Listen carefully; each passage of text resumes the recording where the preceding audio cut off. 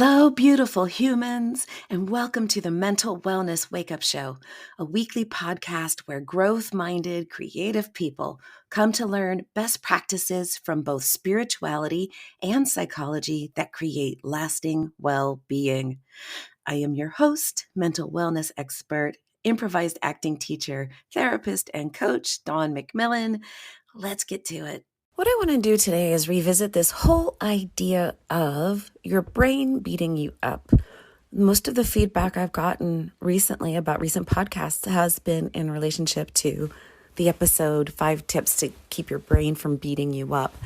And because that's really resonating with people and because it's something that I continue to have to work on and struggle with, I thought it would be worthwhile to revisit it. So as a refresher, one of the reasons we have so much suffering in our lives is because we fuse with our thoughts. In acceptance and commitment therapy, fusion is an aspect of our well-being that we address quite vigorously because it's such a foundational piece. So the idea of fusion is when you forget that you are a thinker thinking the thoughts and become a full-on subscriber, believer in those thoughts. You take them as real, important, and mandatory. So rather than understanding that I'm not good enough are just words that your brain has produced, we believe the thought, we invest in the thought, and we act from the thought. So one of the questions that has come up is, well, what are we supposed to do? Because you can't really spend all day, every day, distancing yourself from your thoughts. I mean, I suppose you could try, but you have so many thoughts and you have so many other things to do in a day that it doesn't really seem practical to monitor your thoughts. An argument could be made that certain people at certain levels of evolvement or enlightenment have diffusion, that separation between themselves and their thoughts as a default, are just that. So when we talk about fusion and diffusion, that's really what we're pointing at. But to return to the point of, well, if I'm not at that point, if I haven't reached Zen master status where I am always living from a space of being the observer, my thoughts are like clouds floating by in the sky. If we're not there yet, what is the degree that we want to engage in actively diffusing from our thoughts? That's the question.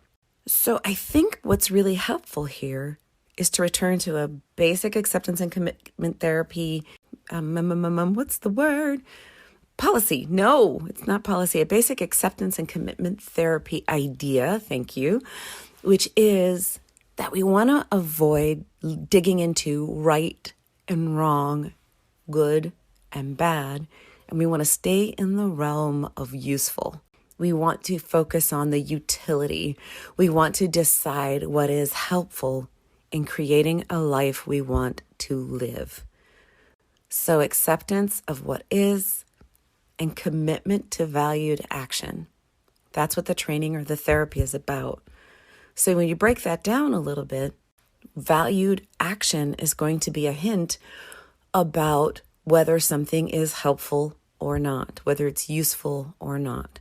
And when we take this to talking about whether we are fusing with our thoughts or not, or when to pay attention or not, we really need to narrow down into our values and our actions. Is what I'm thinking in alignment with my values? Is what I'm believing helping me to take action? Consistent, intelligent action in alignment with my values, my goals, and my dreams. So one way to start to look at it really is, does this thought, this belief disturb me? And there's a couple of categories, or a few categories rather, where thoughts can become sticky. One is a deeply held belief about ourselves, second about others, and third about the world. And these are kind of our rules, our heuristics, our this is how the world is. Those tend to be the ones that stick us the most. So for example, let's say that as a child, I was always picked last for sports. I might have developed any number of thoughts or beliefs about them. One might be, I'm bad at sports. Another might be people choose me last.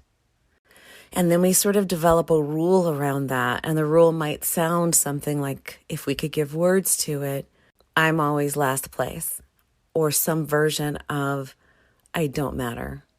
And once we have a rule like that in place, it begins to drive the way our life works.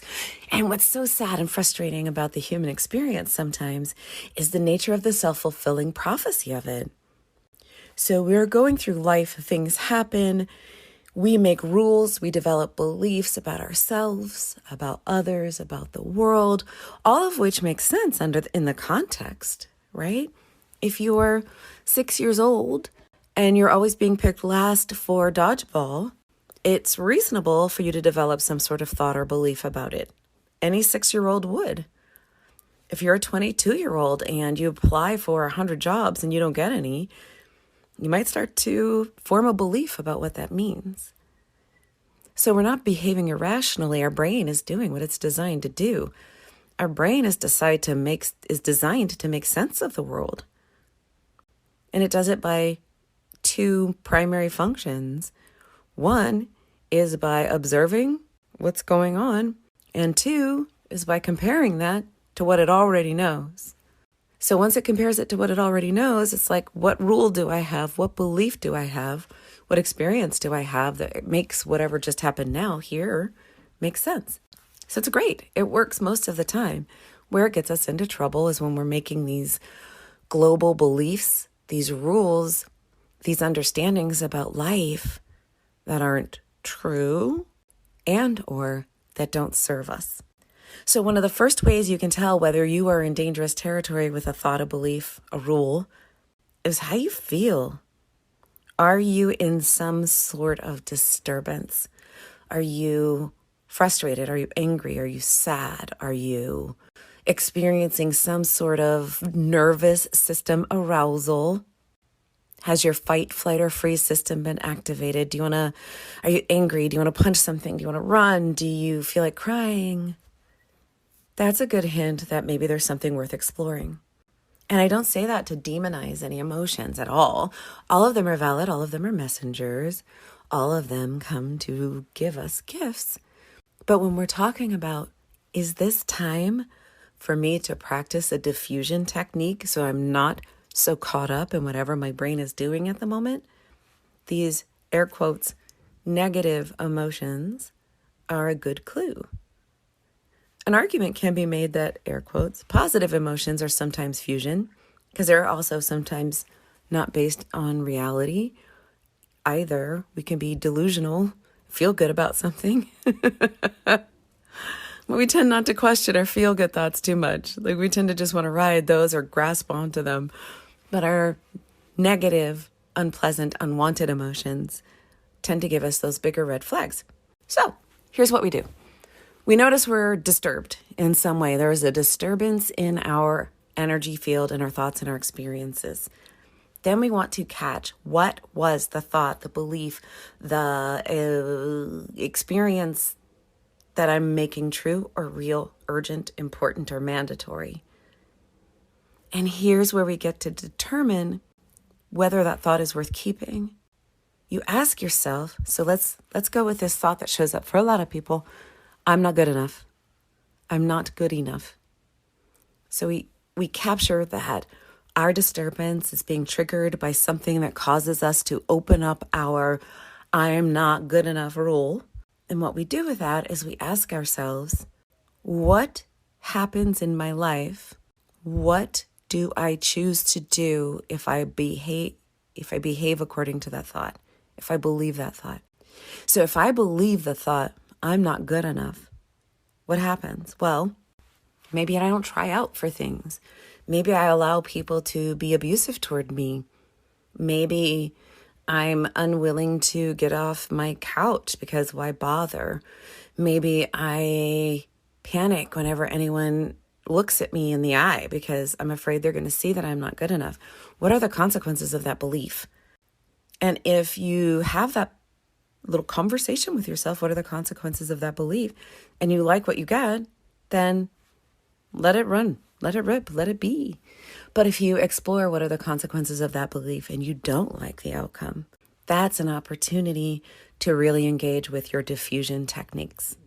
That's an opportunity to get some separation. For example, oh, I am having the thought that I am not good enough.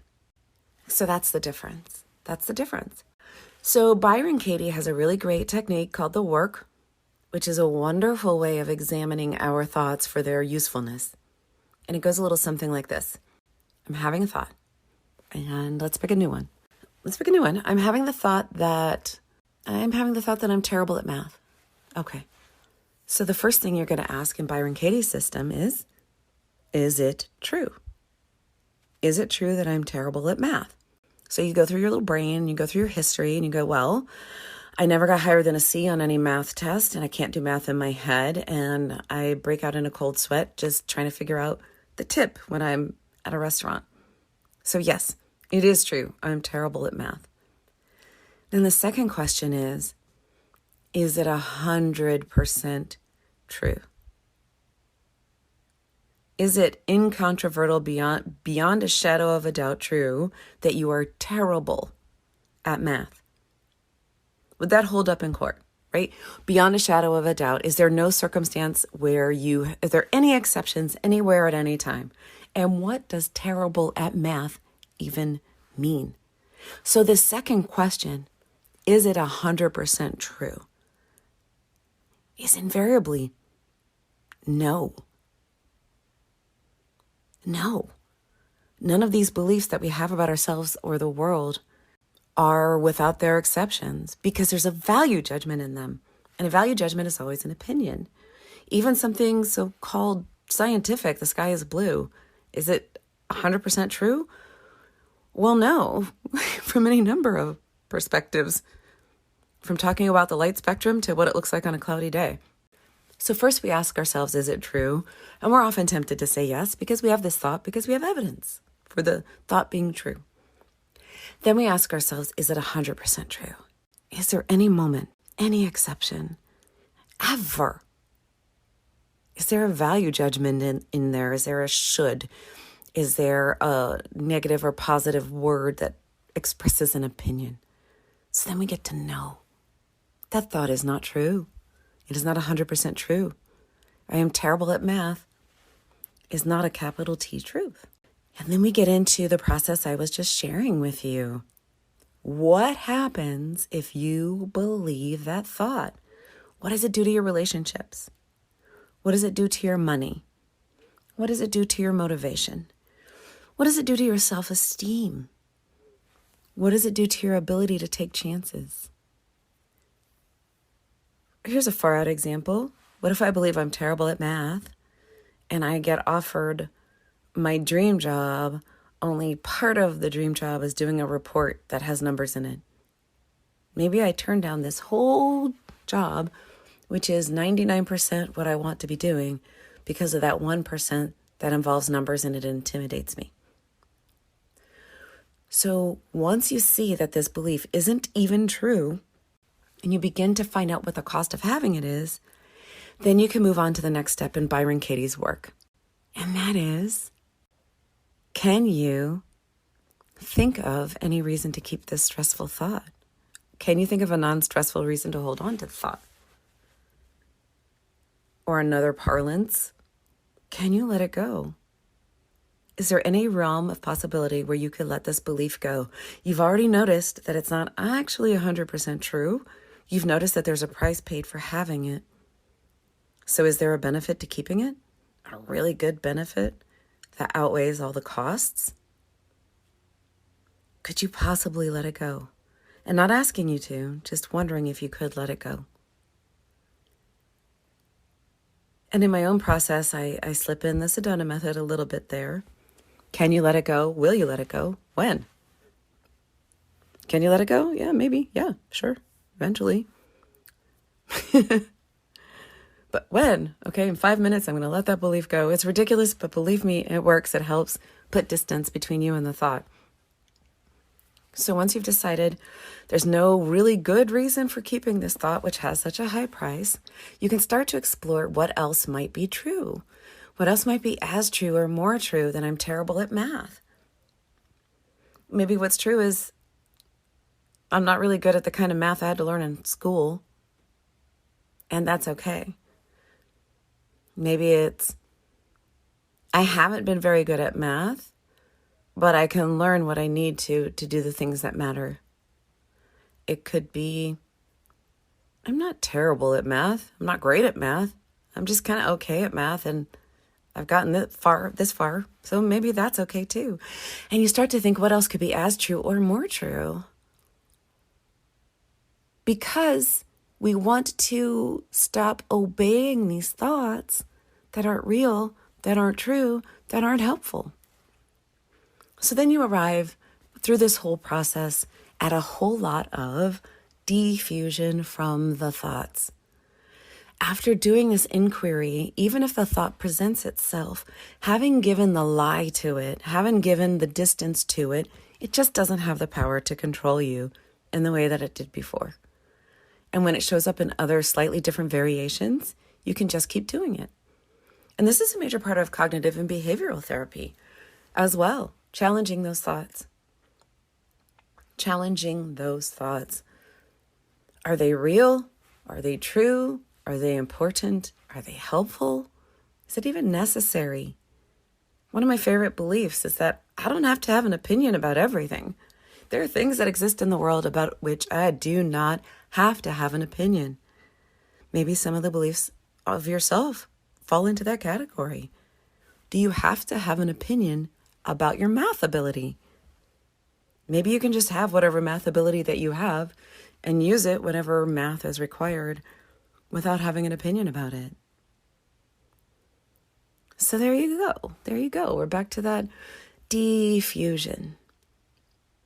And Byron Katie's The Work is a very helpful frame.